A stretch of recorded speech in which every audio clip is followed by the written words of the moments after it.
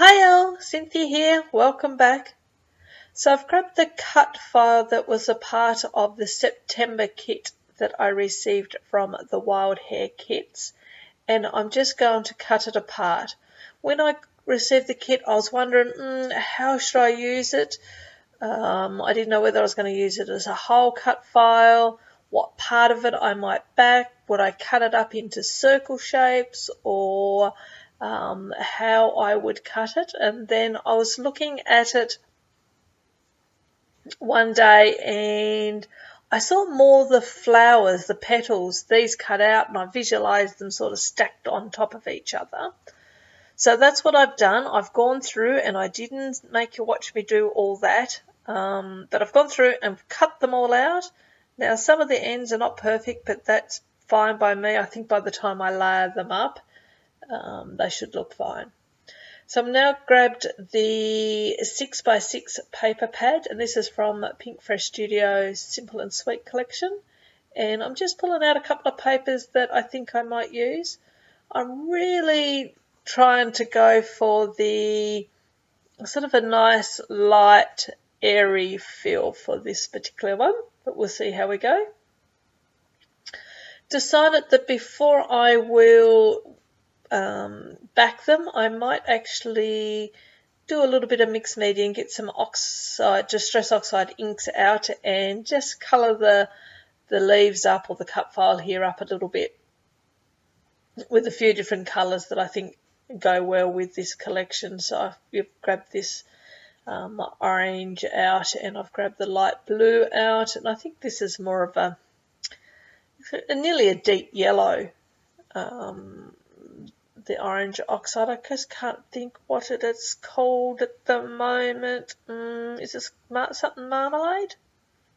Maybe? Spiced marmalade? Oh, I don't know, can't quite remember. Anyway, you could probably read that. So I've done some blue, some with the yellowy orange colour, and I did a couple where I mixed the colours, and it has this really soft green tone to it as well. So now I'm going through and backing all the photos. No, not the photos, backing the cut file and going to trim it all out, and there they all are. Voila, it is all done. It didn't take me too long. It was reasonably easy to back them and trim them out. I tried to do 3 petals the same colour and 1 petal the different colour, where there was a group of 4, just to give it a little bit of similarity but be a bit different at the same time. And now I'm just going to go through and lay them on my page.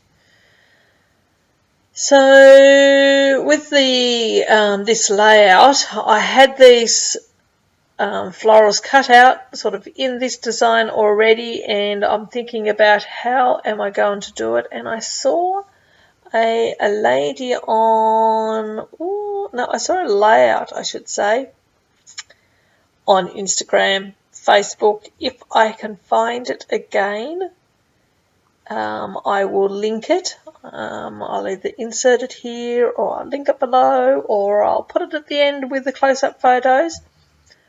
But her layout was similar in the sense that around the edge she had all these, she had a green spring, or she might have had autumn, I can't quite remember now what it looked like, but she had that all sort of layered and stacked around on top of each other around the edges, and I really liked that and decided that that's exactly what I'll do with these. So I certainly got some inspiration for that.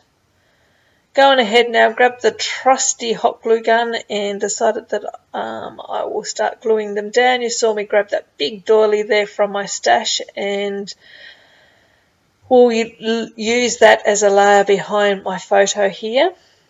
Now, the photo. I forgot when I was making the page to cover the photo up of my granddaughter, and hopefully I have now managed to figure out through the software, and oh my god, it's been a headache, how to cover up her face or pixelate it so you can't actually see her, because as if you follow along, you know that the family are not social media friendly. so I need to cover her face up, which is perfectly fine if I remember to do it, except I didn't remember to do it on this one, and I think the page is so pretty and I want to share it. So I have studied my Photoshop and figured out roughly how to do it. If you use a software program out there that you can do this really easy, please let me know what it is. I have Photoshop CS6, so it's quite old now, but I think it does everything I need it to do. This is the first time that I'm doing half the editing process in that software, but anyway, beside the point. It was a nightmare, trust me, so hopefully it looks okay and you can bear through how it is looking. So I've grabbed out the enamel dots that come with the collection and just put the tiny little ones in the middle of the flowers or the florals there, just to give it a little bit of a centre and bring in some of that colour as well. Have this really old Hello in my collection. I think it was, I want to say it was Becky Higgins, Project Life maybe. Going back a couple of years, and it's actually white glitter, and some time ago I coloured it this colour yellow, and it's been sitting on my desk for, I would say, 6-8 months maybe, in and out of containers, and I happened to pull it out of a container the other day, and when I was doing this layout I thought, oh, that yellow looks perfect. That's what I shall call this layout. Done. Very original.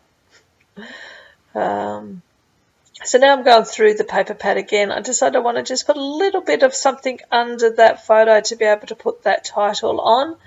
And so I'll have a look to see what I can find. I quite like that chevron-y striped paper that I've put there, and I do leave that underneath. I think it just brings those colours through nicely.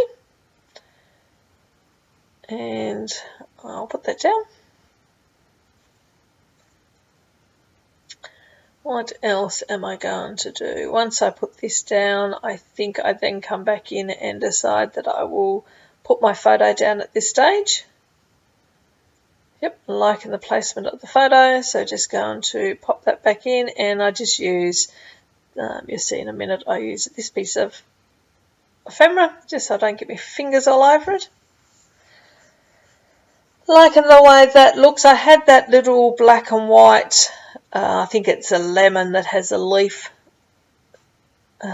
sort of made to look like a floral or a little flower. I had that cut out from a previous project, and I thought, oh, I quite like that. So I've gone back into my papers here and going to cut out a few more and just tuck them in here and there to give them a little pop of, just very subtle, but it's a little pop of black in among the flowers or the florals or the leaves or whatever you want to call them. Once again, I don't make you watch me do all that, because it's just a matter of cutting and sticking. Decided that I think it needs something down the bottom, so I go back to that 6x6 paper pad to see what I can use. Initially trimmed out a couple of different strips, but they're not the ones I stick with in the end. I sort of mix it up a little bit and use something else down there, when you'll see me come to that in a moment. There we go. I decided I'm going to use this one here. I was really surprised that I used my trimmer so much when I was coming back and watching the playback of this. I thought, oh my God, I've got the trimmer out nearly every time, and if you follow along with me, you know I very rarely use the trimmer. I generally use the scissors, so I must just have been having a trimmer-friendly day. There we go. I've just put those colours, that little strip down there has got a couple of different colours on it. It helps bring those colours from up top down there. Tucked in a couple of the little leaves that, or petals that I had cut off from the edge. I think I decided I want to bring a little bit of blue down there in a minute, so I may do something. I can't remember. It might be as simple as putting a little enamel dot. And that's it. that is pretty much coming to the end of the layout nearly. There's some close-up photos coming up at the end. And as always, thank you very much for watching. I hope you enjoyed the process. If you did, please give me a thumbs up. Always leave me a comment. Love reading comments. I'll answer any of your comments or questions. If you have any questions, feel free to ask about those as well. There we go. There's that little pop of blue that I spoke about. And as always, everyone have a lovely day, a lovely week, or a lovely month, and stay tuned for the close-ups. Until next time, talk to you then. Bye.